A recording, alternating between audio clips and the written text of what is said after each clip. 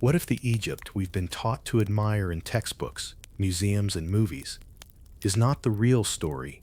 What if the Egypt presented to us as a Mediterranean wonder, somehow more European than African, is actually a distortion crafted to serve colonial agendas? For over 2 centuries, the world has been shown a version of Egypt that disconnects it from its African roots. Yet the truth is far more powerful. Egypt, known to its own people as Kemet, the Black Land, was profoundly African in its origins, its people, and its worldview. This isn't just a matter of historical curiosity, it's about truth, identity, and power. Because to erase Africa from the story of Egypt was to erase Africa's role in shaping global civilization itself. History is never neutral. The version of Egypt that dominates Western education today was constructed during the 18th and 19th centuries, right at the height of European colonialism. Scholars of that era weren't simply trying to uncover facts. They were building narratives that justified their domination of Africa. If Africa could be portrayed as a continent of tribes without history, then colonization looked like a civilizing mission rather than conquest. But here was a problem: ancient Egypt. Its pyramids, its science, its writing system, all undeniable signs of high civilization, stood in Africa. So what did colonial historians do? They detached Egypt from the rest of the continent. They painted it as an extension of Greece and Rome, a lone miracle somehow misplaced on African soil. The textbooks and museum displays reinforced this distortion. Egyptian statues were shown with broken noses, whether through accident or design, erasing their distinctly African features. Wall paintings were often color-adjusted to make the skin tones look lighter than they truly were. In films, white European actors played the pharaohs, while Africans were relegated to the roles of slaves or invaders. This wasn't accidental. It was a cultural strategy, one that made Europe the inheritor of Egypt, while denying Africa its rightful place as the cradle of human achievement. For centuries, people accepted this distorted version of history without question, because it fit the racial worldview of colonial powers. To acknowledge Egypt as African would mean acknowledging that black people had built not just huts and villages, but monumental architecture, advanced sciences, and spiritual systems that influenced the world. That idea threatened the very foundation of white supremacy. So Egypt had to be whitened. Its features had to be blurred, its connections to Nubia, Sudan, and the broader African world minimized or ignored. Even today, you'll still find educational materials and documentaries that describe Egypt as Mediterranean or Middle Eastern, as if geography itself can be rewritten. But if you look beneath the surface, the evidence for Egypt's African identity is overwhelming. In recent decades, a new wave of scholars, especially African and diaspora intellectuals, have challenged this colonial whitewashing. Names like Cheikh Anta Diop, Theophile Obenga, and others have recentered Egypt within Africa, drawing on archaeology, linguistics, genetics, and cultural analysis. Their findings are clear. The ancient Egyptians spoke a branch of the Afro-Asiatic language family, with close ties to languages still spoken across Africa today. Their religious practices, ancestor veneration, reverence for natural forces, divine kingship, echo traditions from West, Central, and Southern Africa. Artistic depictions from tombs and temples consistently show Egyptians with dark skin, broad features, and hairstyles identical to those worn across the continent. Genetic studies confirm deep connections between Egyptians and populations of Sudan, Ethiopia, and the wider Nile Valley. Egypt was not a foreign transplant in Africa. It was born of Africa, nourished by the Nile, and in constant dialogue with its southern and western neighbors. But here's the bigger question: why does this matter now? Why should we care whether Egypt is remembered as African or not? Because history shapes identity. For centuries, people of African descent were told they had no history worth remembering, no civilizations worth honoring. This erasure inflicted deep psychological wounds, stripping generations of pride and belonging.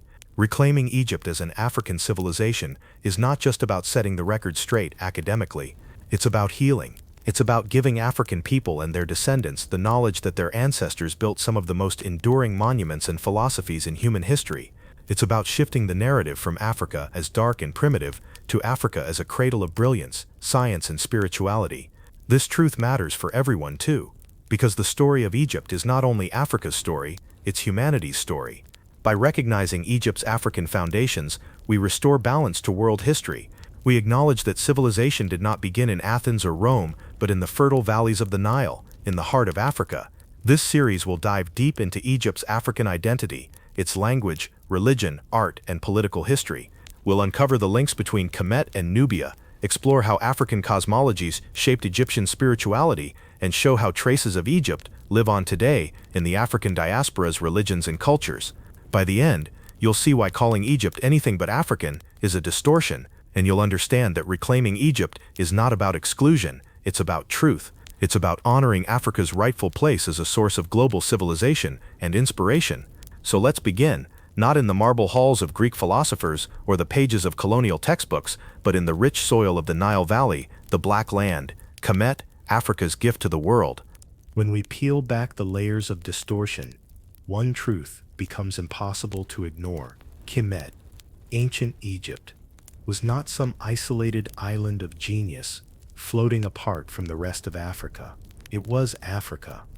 Its soil, its river, its people, its gods, all spoke the language of the continent.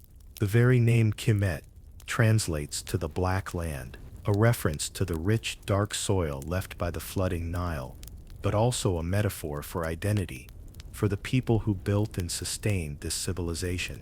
That connection to land and color was not a coincidence.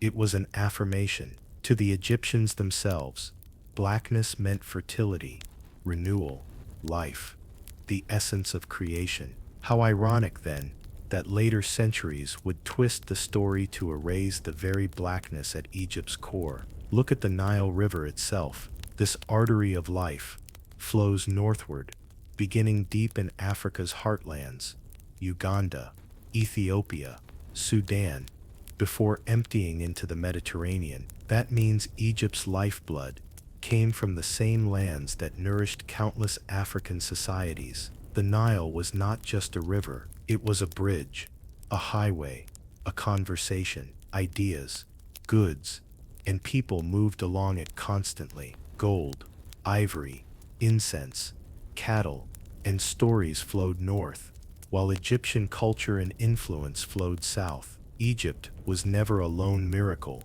but part of a larger ecosystem of African brilliance. To deny this is to ignore the very geography of the continent.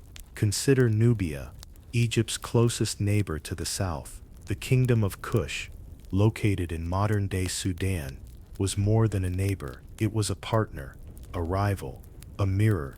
The earliest dynasties of Egypt show Nubian influence in art, symbols, and governance. In fact, Nubia and Egypt were so connected that at times Nubians ruled as pharaohs, blending the traditions of both lands into one shared vision. Archaeological evidence reveals that long before Egypt's rise, advanced cultures flourished in Nubia, developing trade, cattle, domestication, and burial practices that Egypt later echoed. It's no accident that Egyptians depicted themselves and their Nubian kin together in tomb art. They knew they were branches of the same tree. But let's pause and imagine what this means. If Egypt and Nubia were intertwined, then Africa's story of civilization is far older and broader than the colonial narrative allows. It wasn't Greece that lit the spark of wisdom. It wasn't Rome that gave us philosophy. Long before those civilizations, African societies were building monuments, charting the stars, and aligning their lives with cosmic order. Egypt was simply one of the brightest flames in a fire that had already been burning across the continent. And yet, how often are these connections taught in schools? Instead, Egypt is carved away from Africa, turned into a Mediterranean anomaly. Western scholars, desperate to claim Egypt for Europe, spoke of it as a white civilization in Africa. They ignored the features carved in stone: broad noses, full lips, tightly coiled hair that told another story. They downplayed the Nubian pharaohs of the 25th dynasty, who revitalized Egyptian traditions and ruled with distinctly African pride. They pushed aside the fact that Egyptian texts, from creation myths to moral codes, resonate with the philosophies found across the continent, from Ubuntu in southern Africa to Akan proverbs in the West. What we're left with in textbooks is a skeleton, stripped of its flesh, disconnected from its body. But history doesn't lie when you look closely. The art, the language, the spirituality, even the genetic record, it all screams Africa. Egyptian tomb paintings show a range of dark brown to jet black skin tones, hairstyles and clothing styles identical to those still worn in Africa today. Linguistic studies trace ancient Egyptian back to the Afroasiatic family, rooted in Africa, not imported from Europe or Asia. Religious practices, ancestor veneration, reverence for the Nile, the duality of chaos and order, find close parallels in African traditions, still alive today. If Egypt is not African, then what is? Understanding this matters because it changes the entire story of humanity. If Egypt is African, then Africa was not a silent continent waiting for European discovery. It was the original engine of civilization. It was the soil where philosophy, science, architecture, and sacred knowledge took root. And this flips the script. For people of African descent across the globe, reclaiming Egypt means reclaiming pride. It means knowing that their ancestors were not just laborers or captives, but architects of eternity. For the world, it means recognizing Africa not as peripheral, but as central to the human journey. When colonial narratives painted Africa as primitive, they justified exploitation. When they whitewashed Egypt, they robbed millions of people of their rightful heritage. To correct this isn't revisionism, it's restoration, it's truth, and truth has a way of setting people free. Imagine a young black child opening a history book and seeing not just chains and oppression, but pyramids, temples, star maps, and medicine, all created by people who looked like them. That changes how they see themselves. That changes what they believe is possible. So as we go deeper, keep this in mind.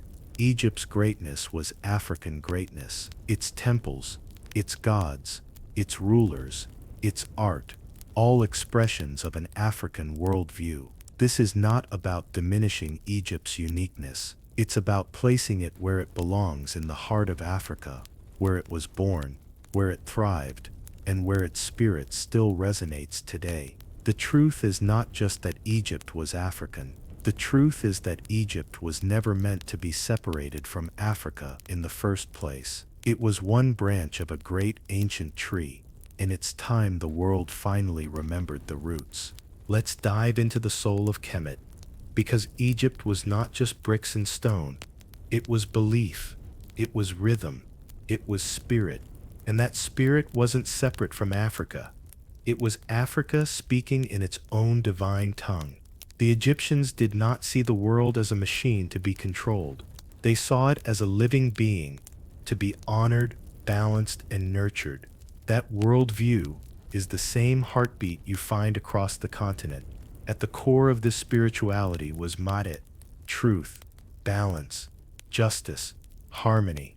Not a god perched in some unreachable heaven, but a principle woven into the very fabric of the universe. Pharaohs swore to uphold Maat. Judges measured their verdicts against it. Ordinary people lived by it in their homes and communities. Does that sound familiar? It should, because all across Africa, you find echoes of this philosophy. In southern Africa, Ubuntu, I am because we are. In Akan traditions of Ghana, the idea that morality is tied to community and ancestors. In Yoruba teachings, the divine principle of Iwa, good character, shaping destiny. Egypt wasn't an exception. It was one star in a galaxy of African wisdom. Now look at their gods and goddesses. Isis, Aset, the great mother, protector, healer. Osiris, Waser, lord of agriculture and rebirth, the seed buried in the earth, only to rise again. Horus, Heru, the falcon, symbol of kingship, vision, and protection. Anubis, Inpu, the jackal-headed guide, who walked souls to the afterlife. These weren't abstract ideas. They were reflections of nature, of community, of everyday African life. They were divine mirrors. And if you step into other African traditions, you'll see the parallels immediately. Yoruba's Oshun and Isis share traits of motherhood and river worship.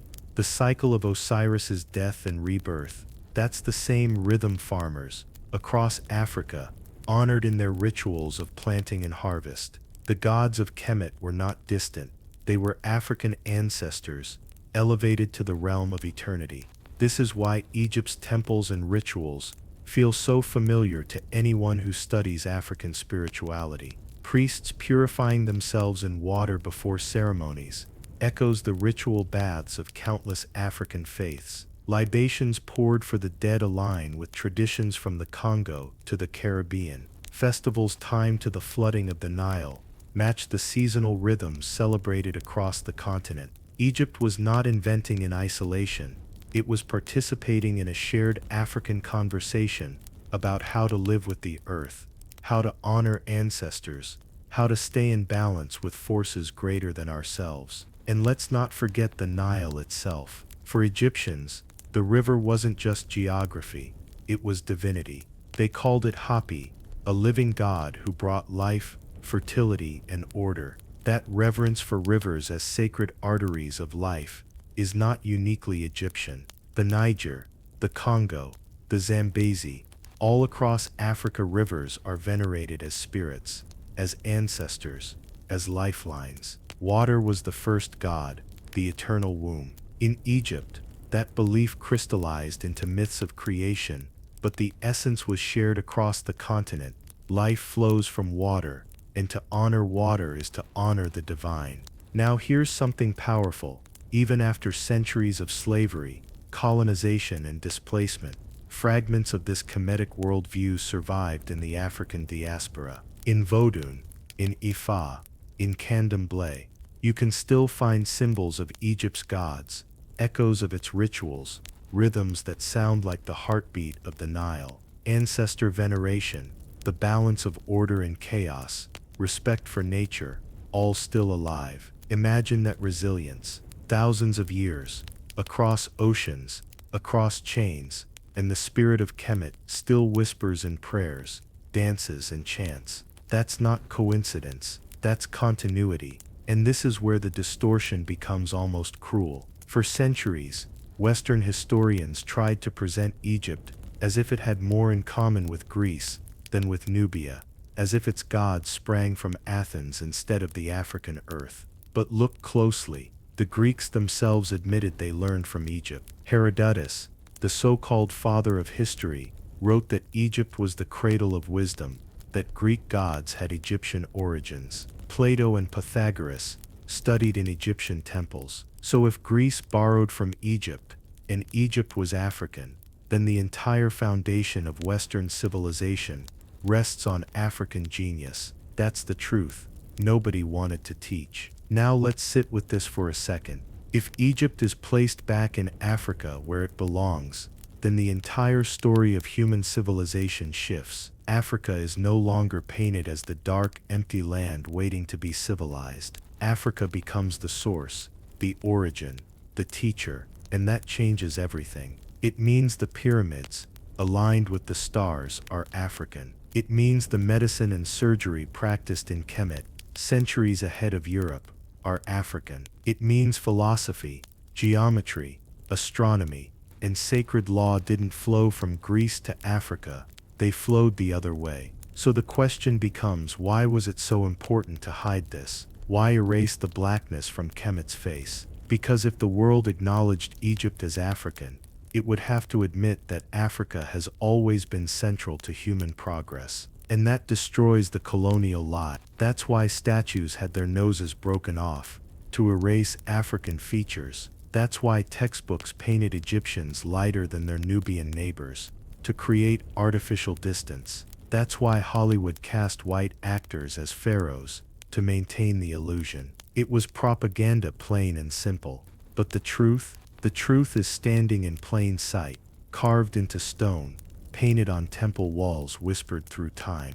Egypt was African. Egypt is African. And reclaiming that truth is not just about history. It's about identity, pride, healing, It's about telling the children of Africa, wherever they are in the world, that their ancestors built wonders, mapped the heavens, and lived in harmony with cosmic law. That's not myth, that's fact. And the more we uncover, the louder that fact becomes. Let's follow the Nile. Because the Nile is more than a river, it's a roadmap of history, a living thread that ties Egypt back to its African roots. Flowing north from the highlands of East Africa, from Ethiopia, Uganda, and Sudan, the Nile carried not just water but people, culture, and ideas. Egypt was never isolated. It was plugged into a vast African network that stretched from the Great Lakes to the Sahara. Think about Nubia, south of Egypt.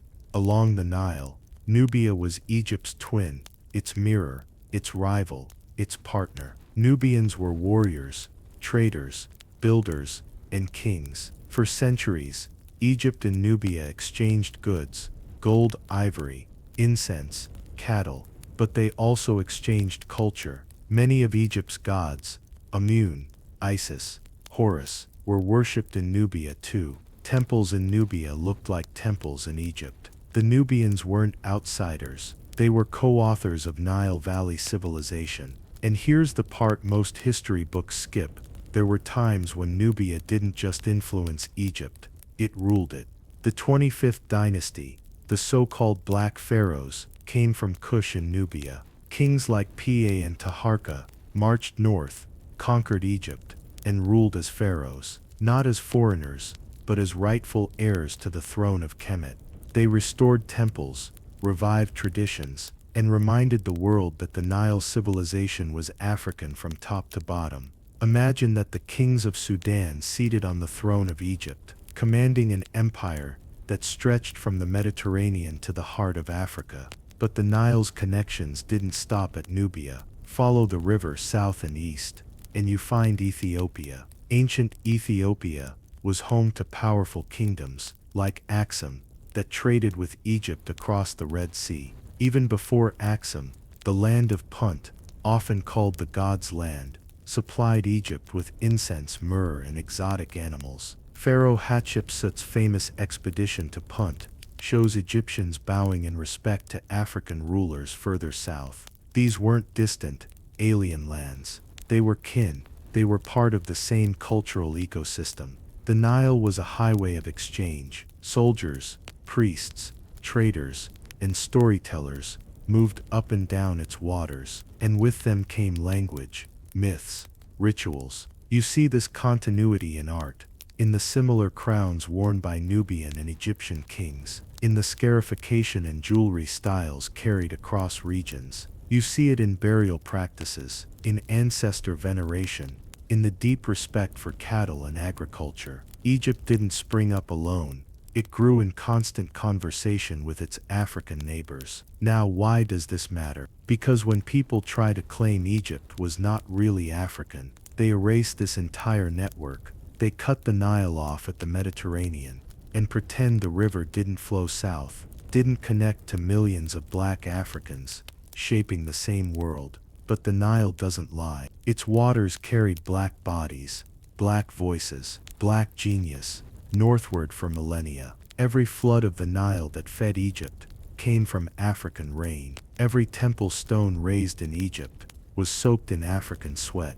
And this is the truth. To understand Egypt, you must understand Africa. The pyramids rise because the Nile flows, and the Nile flows because Africa gives. The gods of Egypt, the philosophy of Maat, the rhythm of life, all of it is African. And the more you trace the Nile southward, the more you see the unbroken chain. From Nubia's black pharaohs to Ethiopia's sacred kings, from Punt's incense to Uganda's waters, the story of Egypt is the story of Africa, written in river currents and carved in stone.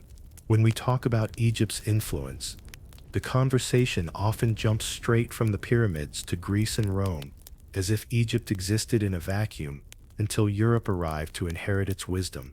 But that's a distortion. Egypt was first and foremost an African powerhouse, and its knowledge systems, its science, its medicine, its astronomy, its philosophy were deeply rooted in African traditions, long before they ever reached European shores. Take medicine. Ancient Egyptian physicians were renowned across the Mediterranean, but their practices didn't appear out of nowhere. They were shaped by centuries of African healing traditions, herbal remedies, spiritual healing, and holistic care that treated body, mind, and soul as inseparable. Texts like the Edwin Smith Papyrus show advanced surgical techniques, but they also include incantations, reflecting an African worldview where healing was as much spiritual as it was physical.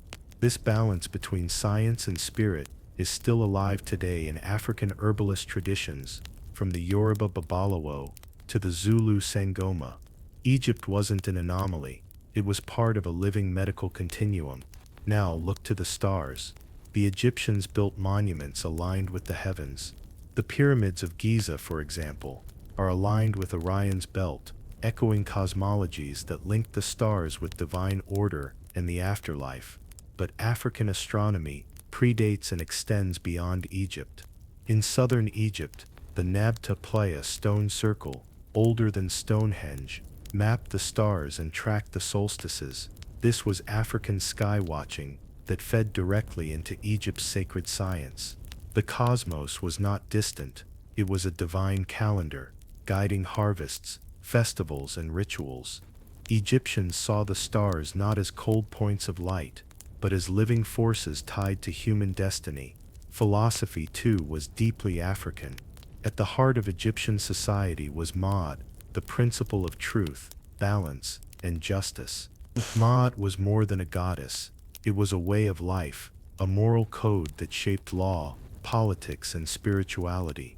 This concept resonates with African philosophies like Ubuntu in southern Africa.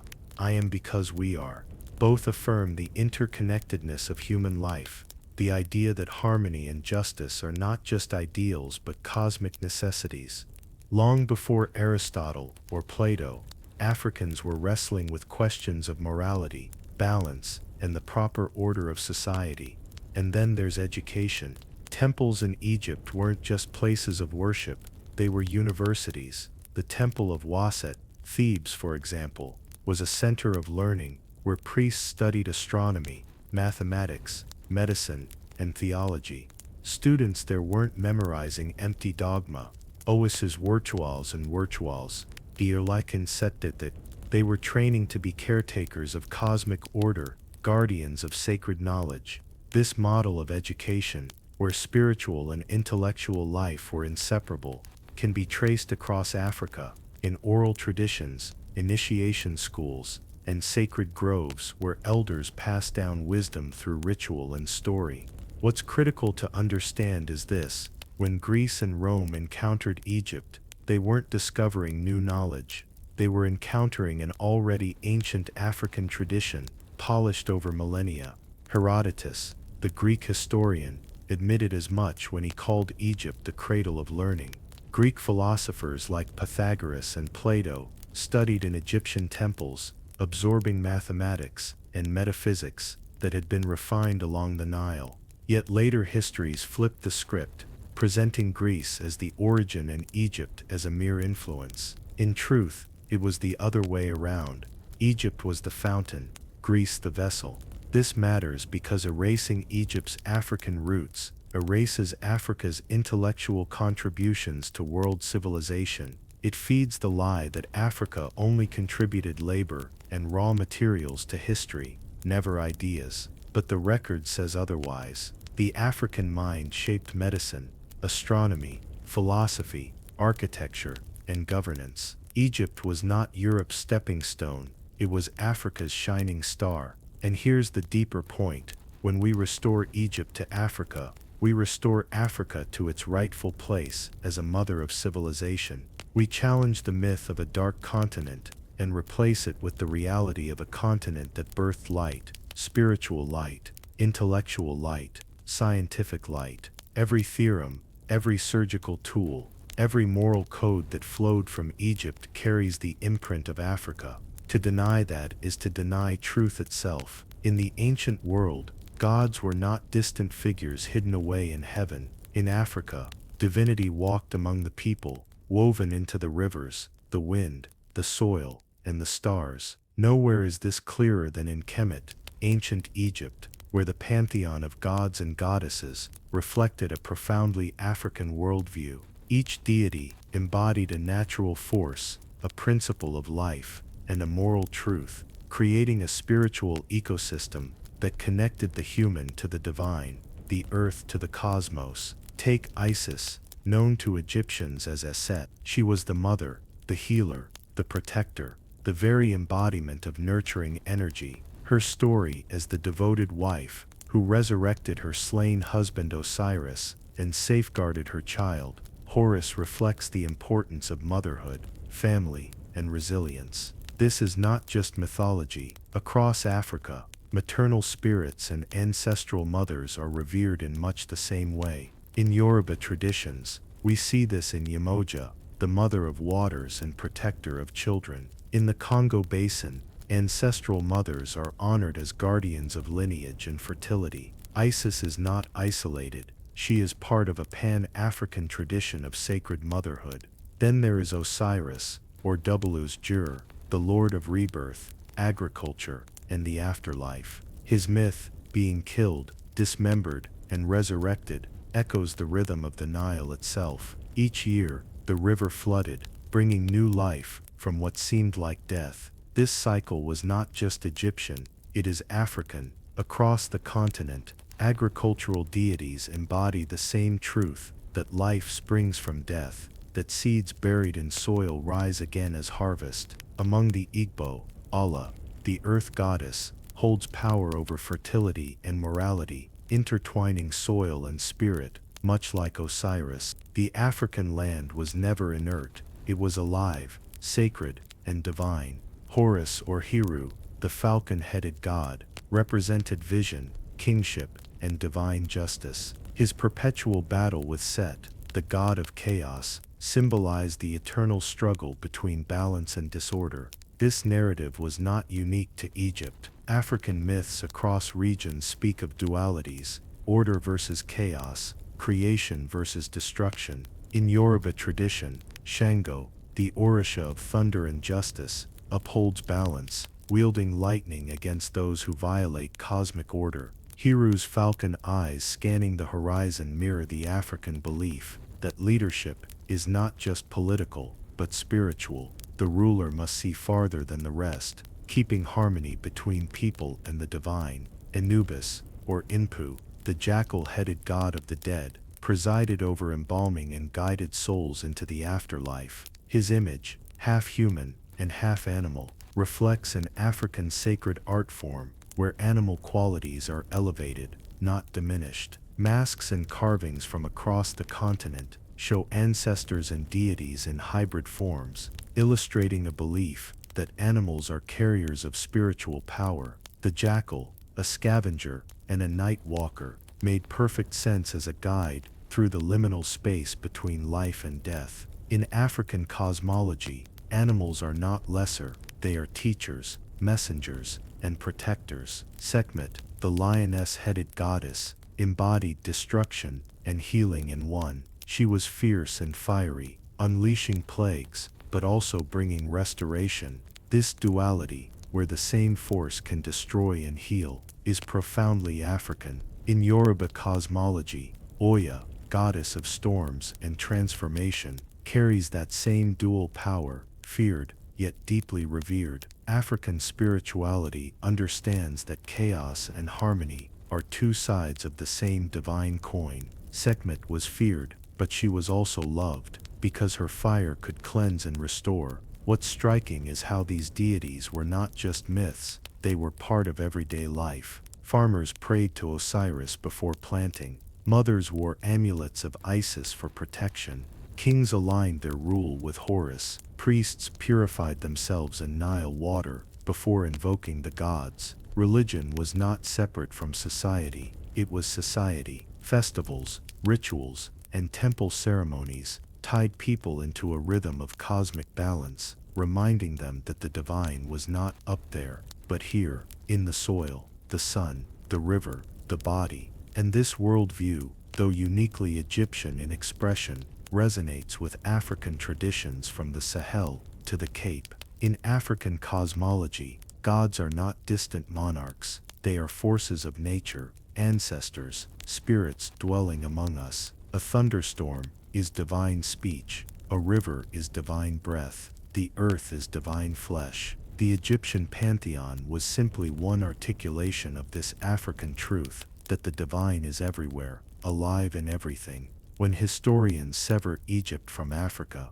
they strip these gods of their true context. They make them into Mediterranean abstractions instead of African living symbols. But when we restore Egypt to its African home, we see the continuity, the same reverence for nature, the same honoring of ancestors, the same recognition of balance, duality, and unity. Egypt's gods were African gods. Their temples and stories are not relics, they are echoes of a continent's spiritual voice. To reclaim this is to reclaim more than history. It is to reclaim a way of seeing the world, one where the sacred and the natural are inseparable, one where life is cyclical, and one where balance is the highest law. That vision is not dead, it still breathes in African traditions across the world, from Vodun in Haiti to Candomblé in Brazil, from Yoruba rituals in Nigeria to ancestral practices in South Africa. Egypt is part of this living continuum. Its gods are not gone, they are still with us, speaking in the wind, the water, and the heartbeat of Africa itself. Walk into any major museum today and look at the galleries dedicated to ancient Egypt. What do you see? Smooth limestone statues with their noses broken off, pharaohs portrayed in marble white reconstructions, papyrus illustrations where skin tones are faded, carefully restored into lighter shades. Hollywood has trained our eyes to imagine Egypt as a land of bronzed Mediterraneans, pharaohs who look more like Romans than Africans. But the truth carved in stone, painted on tomb walls, and preserved in the very DNA of the Nile Valley, tells a different story. The people of Kemet were African, and they looked it. Statues, reliefs, and frescoes show men and women with dark brown to jet black skin tones, broad noses, full lips, tightly coiled hair, and braided styles that can still be found across the continent today. This wasn't an anomaly, it was their identity. The word Kemet itself, the Black Land, didn't just describe the fertile soil of the Nile, it was a mirror of the people who lived there. Take Queen Amos Nefertari, one of the most venerated women in Egyptian history. Her images show a woman with deep brown skin, wide African features, and tightly curled hair beneath her regal headdress. She was so beloved that she was worshipped as a goddess centuries after her death. Or look at Pharaoh Mentuhotep II, the king who reunified Egypt after a long period of division. His statues clearly show him with dark skin, unmistakably African. Then there's the 25th dynasty, the so-called Kushite dynasty. Pharaohs like Piye, Shabaka, Taharka, and Tantamani didn't just rule Egypt, they revitalized it. These kings came from Nubia, modern-day Sudan, and they saw themselves not as foreign conquerors, but as rightful heirs restoring the land of their ancestors. Their images, carved in granite and sandstone, show rulers with unmistakable African features, and they left inscriptions praising their Nubian homeland as the source of their strength and legitimacy. This is where Eurocentric history gets nervous, because if we admit that Black Africans ruled Egypt, not as exceptions, but as a recurring reality, then we can no longer pretend Egypt was some isolated Mediterranean outpost. We have to face the truth. Egypt was an African civilization, deeply tied to the cultures, people, and bloodlines of the continent. The physical depictions of Egyptians weren't limited to royalty. Everyday people, farmers, artisans, soldiers, appear in tomb art with the same variety of African skin tones. From golden brown to the darkest black, Egypt reflected the diversity of Africa itself. Hairstyles, too, told the story. intricate braids, coiled wigs, and locks coated with beeswax or oils. These same styles live on today in African and African diaspora communities. Cultural continuity doesn't lie. But here's what happened. As Egypt became the darling of European scholarship in the 18th and 19th centuries, archaeologists and curators began reshaping the visual record. They plastered lighter paints over darker tomb art. They displayed statues with broken noses, the very features that revealed their African identity. In their writings, they emphasized supposed links to Greece, while ignoring Egypt's constant dialogue with Nubia, Kush, and the African interior. This wasn't accidental. It was propaganda. Erasing Africa from Egypt meant erasing Africa's claim to civilization, to greatness, to history itself. By whitening Egypt, colonial powers could promote the lie that Africa had no civilization before European contact, that the continent was a land of savagery, saved by outsiders. Egypt became their loophole. Yes, a great civilization existed here, but it wasn't really African. But archaeology, genetics, and honest scholarship are tearing that lie apart. Modern studies of mummies show clear sub-Saharan African ancestry, especially in dynasties before heavy foreign invasions. Cultural analysis links Egypt directly to Nubian traditions of burial, kingship, and spirituality. And when you look at the art with untrained eyes, not filtered through European bias, you see Africa everywhere. Even language betrays the truth. Egyptian is part of the Afro-Asiatic family, linked to languages still spoken in Africa today. Words, names, and concepts show kinship with Cushitic and Chadic tongues. Egypt didn't stand apart. It was one branch of a massive African linguistic and cultural tree. So the question becomes, why does this matter? Why fight over what Egyptians looked like? Because representation shapes reality. If Egyptians are portrayed as white or Middle Eastern, Africa is denied one of its greatest achievements. Black children are robbed of their heritage. The lie that greatness must come from outside Africa is reinforced. But if we reclaim Egypt as African, we reclaim the narrative. We restore pride, dignity, and truth. Egypt's art tells the story plainly. These were Africans. Their gods looked like Africans. Their kings looked like Africans. Their people lived as Africans. And when Nubian pharaohs sat on the throne, they didn't change Egypt. They reminded Egypt of who it was. The statues may have broken noses. The paint may have faded. The textbooks may have lied. But the evidence is still there, carved into stone, and carried in the blood of the Nile Valley. Egypt was African then, and it remains African in legacy now.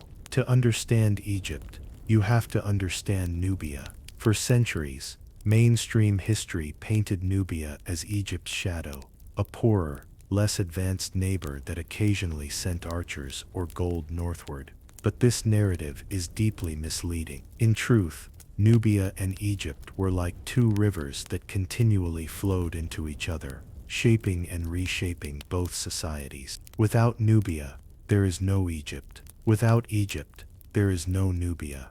Let's start with geography. The Nile doesn't begin in Egypt. It begins deep in Africa, flowing north through Sudan and Nubia, before ever reaching the land of Kemet. Nubia wasn't just a neighbor, it was the gateway through which culture, trade, and people entered Egypt. This southern connection gave Egypt its gold, its soldiers, its cattle, and in many cases its rulers. From the earliest dynasties, the influence is obvious. The first kings of Egypt, those who unified Upper and Lower Egypt into a single kingdom, bore regalia and symbols that echo Nubian traditions. Archaeologists have uncovered royal burials in Nubia, dating even before Egypt's first pharaohs, showing complex social organization, art, and spiritual practices. The so-called A-group culture of Nubia reveals a society deeply intertwined with early Egyptian state formation. Simply put, Egypt did not spring out of the desert on its own. It was nourished by its African roots, with Nubia at the center. Now consider the kingdom of Kush. which rose in Nubia as Egypt's equal, and sometimes its master. Kushite kings like Pa, Shabaka, and Taharka didn't just invade Egypt, they claimed the throne as rightful heirs. To them, Egypt wasn't foreign, it was family. Their inscriptions described themselves as restorers of Egyptian tradition, purifiers of the old ways that local rulers had corrupted. And Egyptians didn't view them as aliens either. Many welcomed Nubian rule, seeing in these kings a return to balance and devotion to the gods. But the influence wasn't only political. Culturally, the ties ran deep. Nubians worshipped many of the same deities, often in forms that emphasized their African identity. The god Amun, for instance, was revered in both Thebes and Nubia, with great temples in each region. Nubian iconography shows African kings kneeling before Amun in poses identical to Egyptian reliefs, a testament to their shared spiritual worldview. Yet Nubia also gave Egypt new forms, powerful queens, often warrior women, who played central roles in politics and religion. The Candaces, sometimes called Candaces by the Greeks, were queens of Kush, who commanded armies, signed treaties, and stood as equals to kings. Their legacy reminds us that Africa's leadership traditions weren't strictly patriarchal. And then there's art. In Nubian tombs and temples, you find figures with broad noses, dark skin, tightly curled hair, features unmistakably African. These images weren't hidden, they were celebrated. The blending of Nubian and Egyptian art created a style that carried the essence of Africa.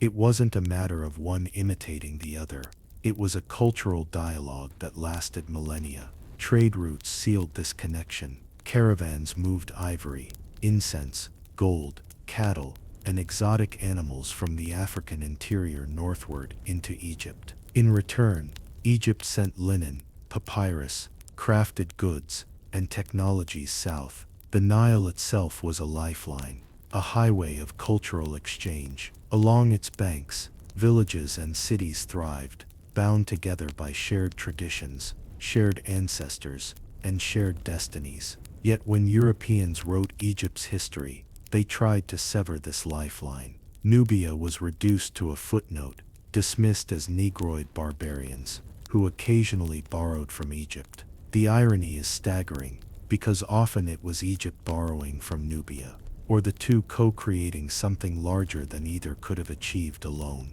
By downplaying Nubia, colonial historians sought to strip Egypt of its African context. But modern research is reversing that erasure. Archaeology at sites like Kerma, Napata, and Meroe has revealed sprawling cities, massive temples, advanced metallurgy, and artistic traditions every bit as sophisticated as those of Egypt. The myth of a lesser Nubia has collapsed. Even in death, the two lands stayed linked. Nubian rulers built pyramids, smaller but more numerous than those at Giza, dotting the landscape of Sudan.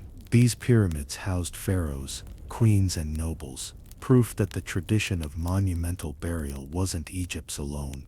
It was a broader Nile Valley heritage. So when we talk about Egypt as an African civilization, Nubia is the beating heart of that truth. The Nile doesn't recognize borders. Neither did culture, neither did bloodlines. Egyptians and Nubians married, traded, warred, allied, and merged across centuries. They were family, sometimes feuding, sometimes united, but always bound by the river that gave them life. Reclaiming Egypt's African identity means restoring Nubia to its rightful place in history. Not as a side note, but as a co-creator. Nubia wasn't Egypt's shadow. It was its mirror, its rival, its partner, its origin. To deny Nubia is to deny Africa itself. And so the story of Egypt and Nubia is a story of one river, two lands, and one unbreakable African legacy. To understand Egypt fully, you can't stop at pyramids or pharaohs. You have to look at the spirit. At the heart of Kemet was a worldview rooted in African spirituality, one that carried echoes of traditions found across the continent. It wasn't just about gods and temples. It was about balance, about harmony, about a living rhythm that connected humans, nature, and the divine. The foundation of this worldview was Maat. More than just a goddess, Maat represented truth, justice, order, and balance. Egyptians believed the universe itself was held together by Maat. The sun rose, the Nile flooded, the crops grew, all because order triumphed over chaos. To live in Maat meant living in alignment with nature, community, and morality. This idea wasn't unique to Egypt. It resonates with African concepts of balance, reciprocity, and respect for the natural world. From the Yoruba principle of wa pele, good character, to the Akan idea of harmony with Niame's order, we see the same spiritual DNA. The gods of Egypt, too, reveal Africa's imprint. These deities weren't distant, abstract figures. They were forces of nature, living energies. Ra was the sun's life-giving power. Hapi was the flood of the Nile. Sekhmet embodied the fierce protective fire of womanhood. Anubis guided souls through transformation. Each god was both symbol and reality, reflecting an animist tradition seen across Africa. Spirits in rivers, ancestors in the wind, gods in the sky. Ancestral connection was central. Egyptians believed the dead didn't vanish. They transitioned. The soul, the Ka, remained tied to the living. That's why offerings were made at tombs, why names were inscribed on walls. Memory was power. Forgetting an ancestor meant killing them a second time. This is the same reverence you find in libations poured in West Africa, or the sacred honoring of ancestors in Central and Southern African traditions. Death wasn't an end, it was a passage. And then there's the afterlife. The famous weighing of the heart wasn't about fear of punishment, it was about balance. The heart of the deceased was placed on scales against the feather of Maat. If it was heavy with lies, greed, and injustice, the soul was devoured. But if it was light, the soul moved into eternal harmony. Compare this to African traditions, where the measure of a person is how they lived with others, whether they upheld community and truth. The spiritual test was always about balance, not blind obedience. Rituals reflected this worldview. From the chants in temples to the cycles of offerings, everything was about syncing with cosmic order. Priests weren't just religious figures, they were scientists, healers, keepers of knowledge. They studied the stars, the body, the plants, because all of it was sacred. To heal a person, you had to heal the spirit. This holistic approach is still seen today in African medicine, where physical, spiritual, and communal well-being are one. Even Egypt's architecture reflects this spirituality. The pyramids weren't just tombs, they were cosmic maps, aligned with Orion, with the sun, with the rhythms of eternity. Temples were built as microcosms of the universe, outer courts representing the human world, inner sanctuaries symbolizing divine presence. This wasn't unique to Egypt. African shrines from the Yoruba to the Dogon are designed as bridges between earth and cosmos. Egypt just magnified it on a monumental scale. What makes all this revolutionary is that Egypt's spirituality wasn't isolated. It was part of a continuum. You can trace the same themes: ancestor veneration, balance with nature, gods as forces of life, throughout African traditions. Egypt wasn't borrowing from somewhere else. It was living the same spiritual rhythm that pulsed across the continent. But here's the tragedy. When colonial scholars studied Egypt, they tried to cut this cord. They presented Egypt's religion as something alien, closer to Greece or the Middle East. They erased its African echoes, stripped its gods of their African features, and turned its spirituality into a museum curiosity. But when you listen closely, when you study the rituals, the songs, the principles, you hear Africa, loud, clear, undeniable. Egypt's religion wasn't just about preparing for death. It was about living rightly, living in Maat. It was about honoring ancestors, respecting the natural world, keeping harmony in family and community. It was a spirituality that didn't separate sacred and everyday life. Every act, from farming to speaking truth, was an offering to the divine.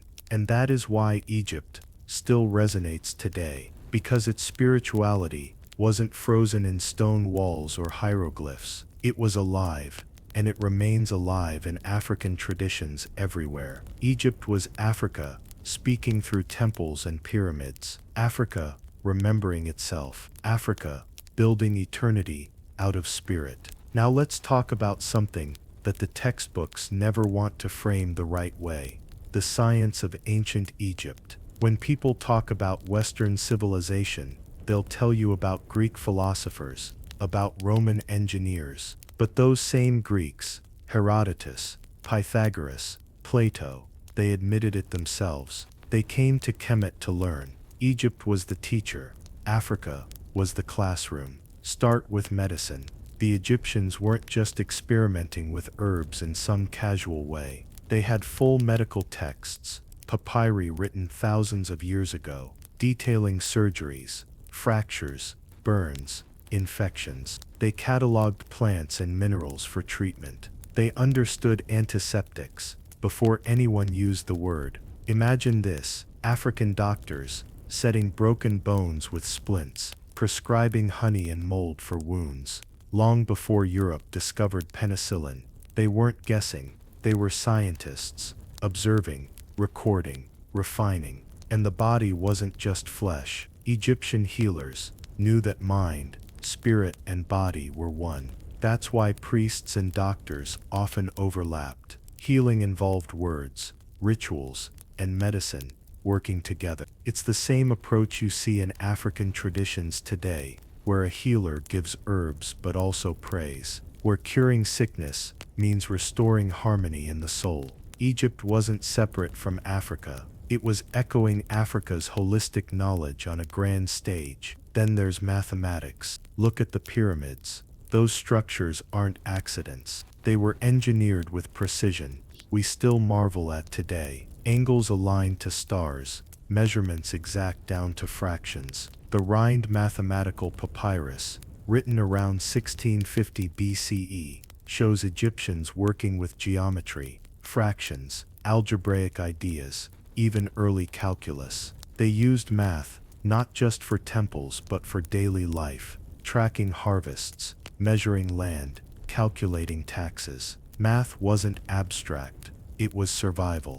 And once again, when the Greeks showed up, they studied in Egyptian temples to learn these methods. Astronomy. The Egyptians read the skies like a sacred book. The rising of Sirius, the dog star, was how they predicted the Nile's flooding. Temples and pyramids, aligned with solstices, with constellations. The calendar we use today, 365 days, 12 months, came from Egypt. They didn't just watch the heavens for curiosity. They used the stars to govern time, agriculture, ritual. To them, the universe was a living clock, and they learned how to read it. Agriculture was no less scientific. The Nile wasn't just a river, it was a lifeline. Egyptians built irrigation canals, developed plows, rotated crops, cultivated wheat, barley, flax. They stored grain for famine years. This wasn't trial and error.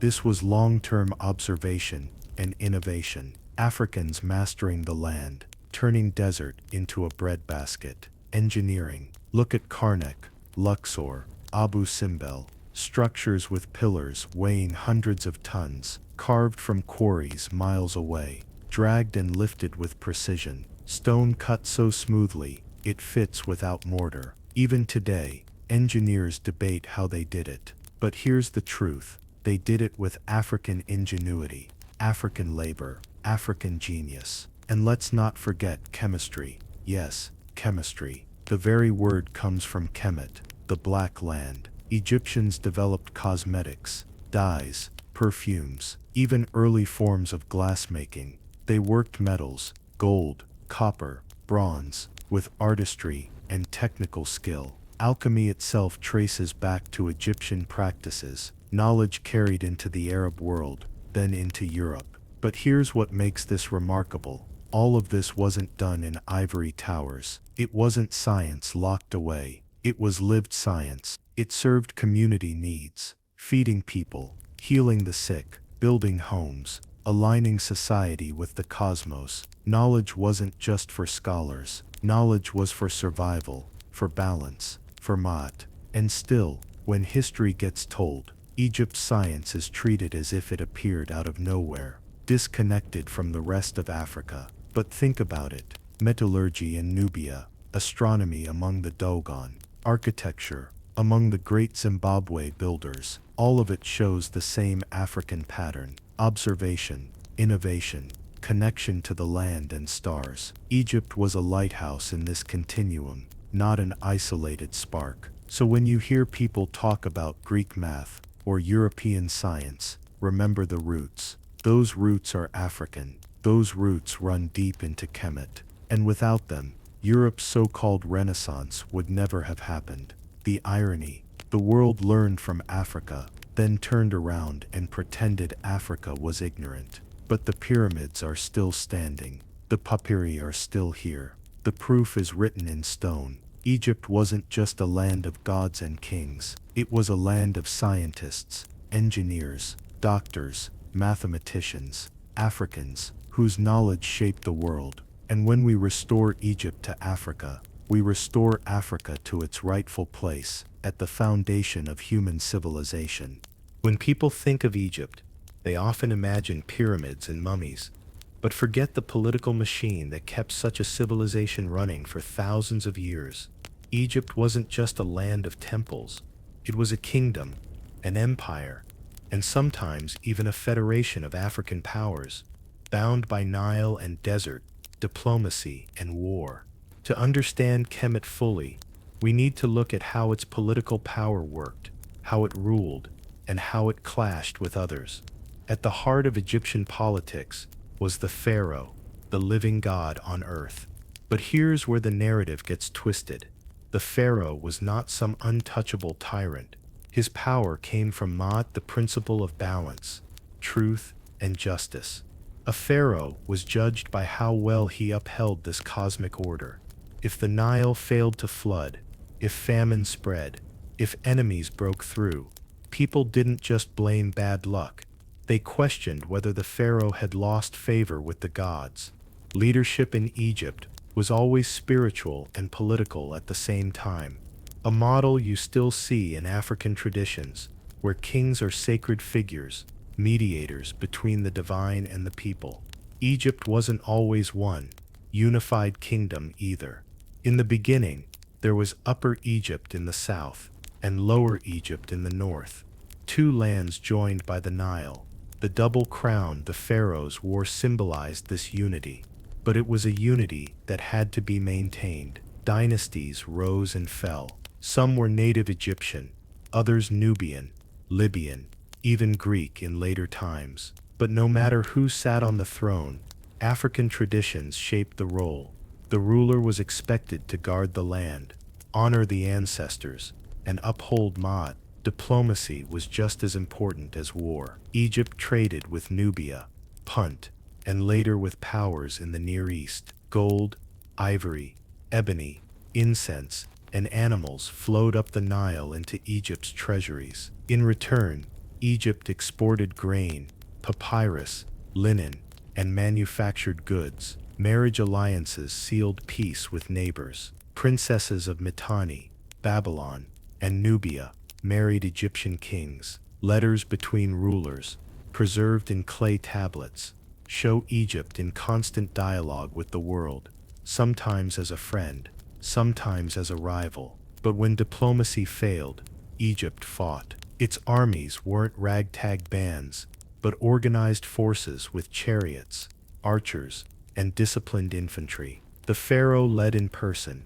and victories were carved into temple walls. Think of Thutmose III, sometimes called the Napoleon of Egypt, who led campaigns as far as Syria and into Nubia, creating one of the largest African empires of the time. Or Ramses II at Kadesh, clashing with the Hittites, in one of the most famous battles of the ancient world. Yet Egypt wasn't just a conqueror. Often, it absorbed and blended. Nubian soldiers served in Egyptian armies. Libyan chiefs became part of Egyptian dynasties. When Nubia conquered Egypt in the 25th dynasty, ruling as the Black Pharaohs, they didn't erase Egyptian traditions. They reinforced them, building temples, reviving old rituals, bringing Egypt back to its roots. That's not invasion. That's African continuity. Politics also happened on the ground level. Egypt had scribes who recorded taxes, governors who oversaw provinces, courts that enforced law. Farmers owed grain to the state. Workers built temples and canals. Priests managed temple estates that doubled as banks. It was a vast, structured system, a bureaucracy that could move armies, feed millions, and build wonders. But let's not sugarcoat it. Power had its flaws. Corruption existed. Dynasties collapsed. Civil wars tore the land apart. Foreign invasions, from the Hyksos, Assyrians, Persians, Greeks, and Romans, left scars. Yet each time, Egypt reshaped itself, absorbing outsiders while keeping its African essence. Even when Alexander the Great marched in, the people still worshipped Isis, still wrote in hieroglyphs, still saw themselves as children of the Nile. And this is what the textbooks often leave out. Egypt was never a passive prize for others to take. It was an active force, shaping its destiny, exporting its culture, resisting erasure. Its diplomacy was as sharp as its swords. Its political order lasted longer than most empires in history.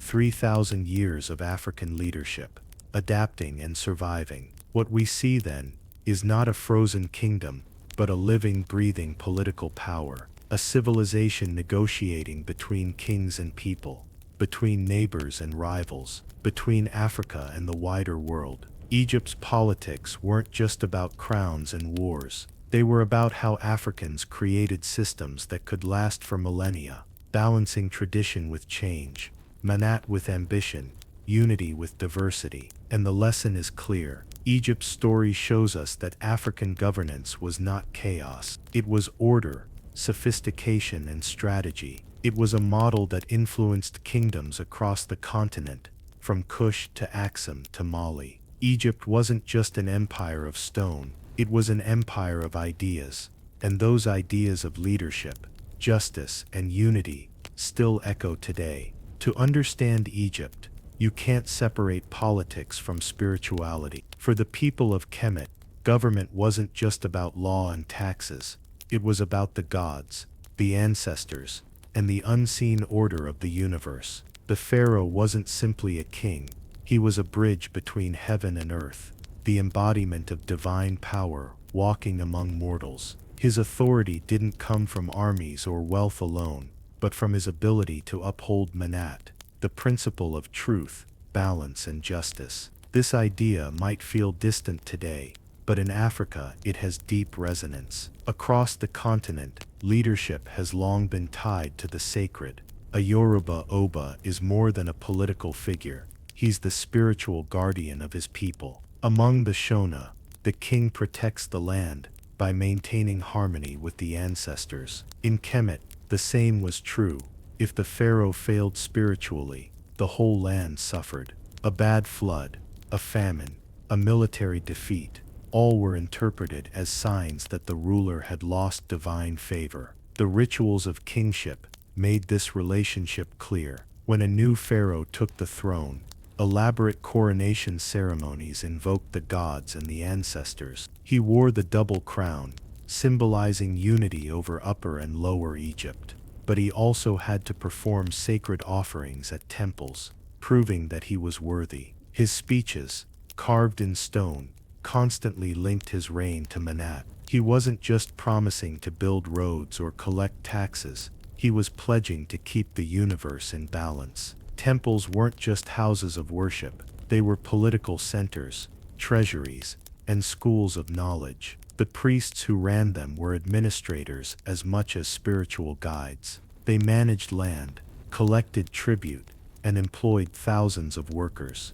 When you stood in a temple courtyard, surrounded by columns carved with hieroglyphs, you weren't just in a holy space, you were inside the engine of Egyptian society, where politics, economy, and religion merged. One striking example is Karnak, the great temple of Amun at Thebes. Stretching over 200 acres, it wasn't just a religious site, it was a city within a city, the seat of power for the high priests, who sometimes rivaled pharaohs themselves. During festivals, the statues of the gods were paraded through the streets, reminding everyone that the rulers were accountable to higher powers. Imagine living in that world, your daily life, your taxes, your festivals, even the Nile's rising waters, all framed as part of a divine system.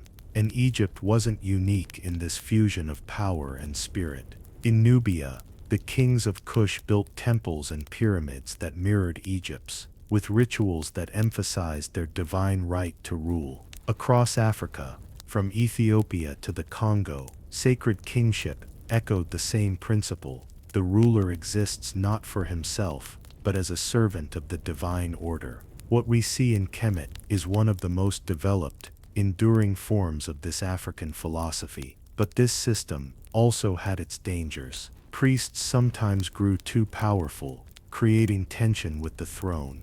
During the reign of Akhenaten, a revolutionary pharaoh who tried to replace the traditional gods with worship of the Aten, Egypt was thrown into chaos. Akhenaten claimed a new spiritual truth, but in doing so, he disrupted the delicate balance between state, people, and priesthood. His experiment lasted less than 2 decades, and when he died, the old gods and temple were restored. It's a reminder that in Egypt, power could only last if it flowed through the channels of tradition.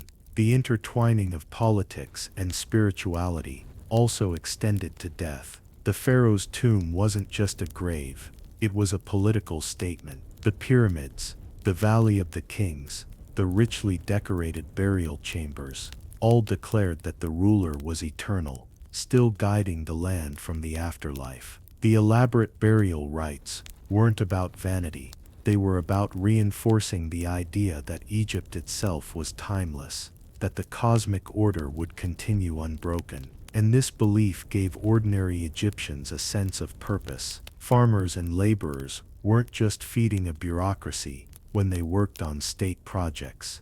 They were participating in sacred acts, helping to sustain the universe. The building of temples, the offering of food to the gods, even the recording of taxes, all were part of maintaining Maat. In this way, politics wasn't distant from daily life. It was woven into everything. So when we talk about Egypt's government, we're not talking about secular structures in the modern sense. We're talking about a holistic system where divine law, moral duty, and earthly power were inseparable. The pharaoh wasn't a dictator ruling by fear. He was a spiritual steward, accountable to gods, ancestors, and people alike. This is why Egypt lasted for 3,000 years when so many other empires crumbled. Its foundation wasn't just military might. It was a worldview that made every citizen, from scribe to farmer, part of a cosmic project. Leadership wasn't only about ruling land, it was about guarding creation itself. And that worldview wasn't lost when Egypt declined. It lived on in Nubia, in Ethiopia, in the sacred kingships of Africa, and even in the diaspora, where the connection between the spiritual and the political continues to shape struggles for justice and freedom. The lesson is powerful. True leadership in African tradition has always been more than politics. It is a sacred trust, a responsibility to uphold balance between people, land, and spirit. Kemet shows us that when power forgets this, chaos follows. But when it remembers, greatness endures. Egypt's story has always been told like it was separate from Africa, as if the Nile stopped at a border somebody drew on a map. But the truth is, the Nile never stopped flowing. It carried people, ideas, and traditions from the heart of Africa to the Mediterranean and back again. Kemet was not an isolated miracle. It was an African miracle, part of a continuum of black brilliance that stretched across the continent and through the ages. And if we dare to tell it that way, we begin to see the real picture. Think about what we've uncovered so far. The Nile as a sacred artery, life-giving and divine. The gods and goddesses, who were not distant abstractions, but living symbols of nature, ancestors, and spirit.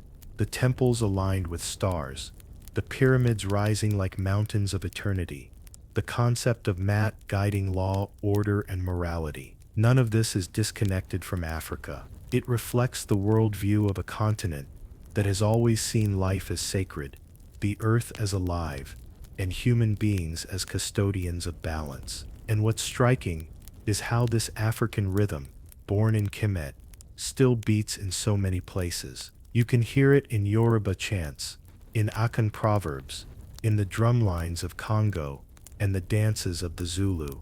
You can see it in Vodun altars, in Haiti, in Candomblé temples in Brazil, in black churches in the American South, where the preacher's cadence carries echoes of African griots. These are not fragments, they're survival. They are the living proof that no amount of conquest, enslavement, or distortion could erase Africa's wisdom.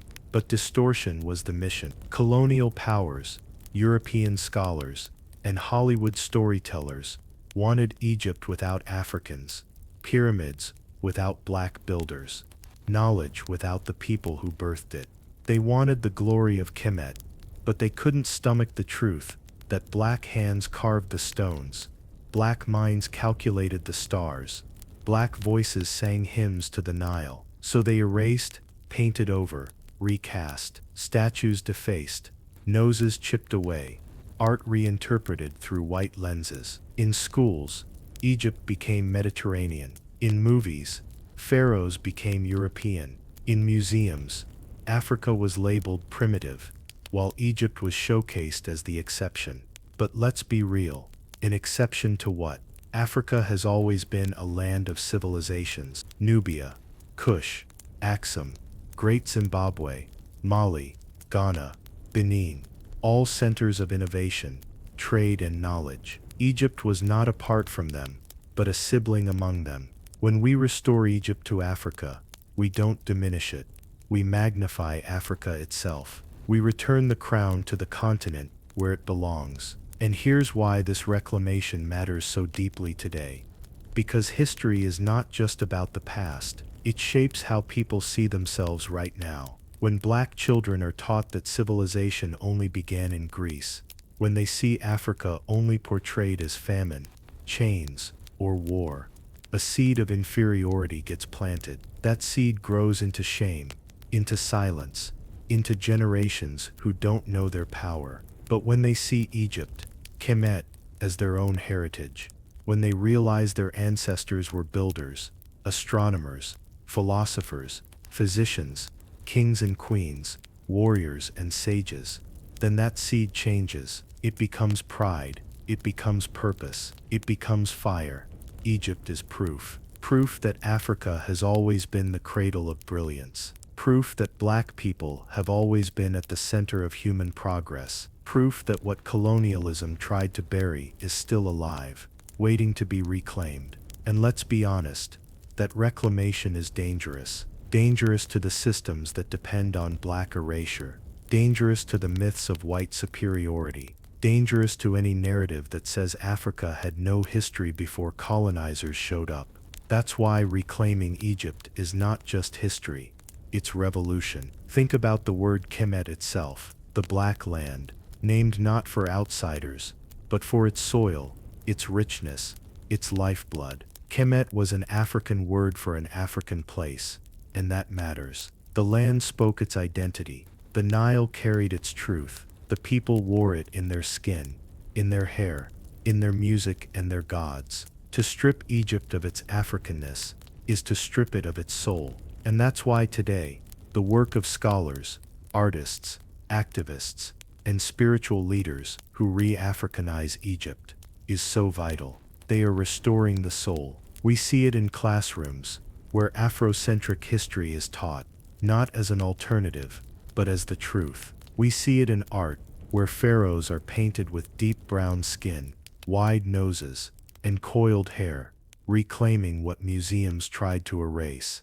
We see it in spirituality, where rituals to Isis, Maat, Osiris, and Re are practiced again not as myths, but as living traditions, fused with Yoruba, Vodun, and other African cosmologies. We see it in music and film, where black creators drape themselves in Kemetic imagery, not for spectacle, but for pride. The Renaissance is here, and it is unstoppable. But let's also be clear, this is not about saying Egypt was the only civilization worth remembering. It's about using Egypt as a key, a gateway, a bridge. Because Egypt's fame makes it visible. People know the pyramids, they know Tutankhamun, they know Cleopatra, even if they know them through distorted images. So when we tell the truth about Egypt, when we restore it to Africa, it forces the world to confront the wider truth, that Africa itself has always been central to human civilization.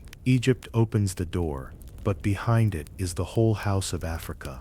And what a house it is. Imagine the Kushite pharaohs of the 25th dynasty marching north, not as invaders, but as restorers of heritage. Imagine the astronomers of Nabta Playa, marking the stars before Stonehenge was even built. Imagine the gold of Mali, the manuscripts of Timbuktu, the stone cities of Zimbabwe.